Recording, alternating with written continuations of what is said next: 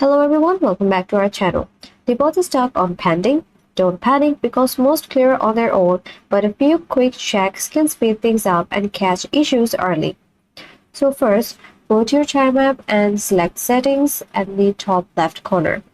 Next, scroll down and go to Account Information and make sure your routing number and account number in the peer system matches Chime exactly. Now look for in-app alerts or email because Chime may need you to verify something.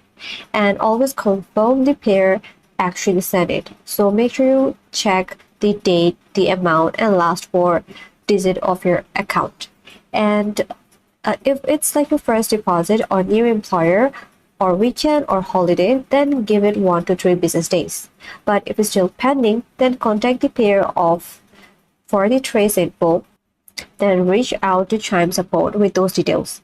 Fix the basic, just verify, match details, watch for alerts, and if it's still pending after the next business cycle, loop in your payer and Chime so the deposit can be traced and released. That's it for this video. If this video helped you out, then like this video, comment down below, subscribe to this channel, and thanks for watching.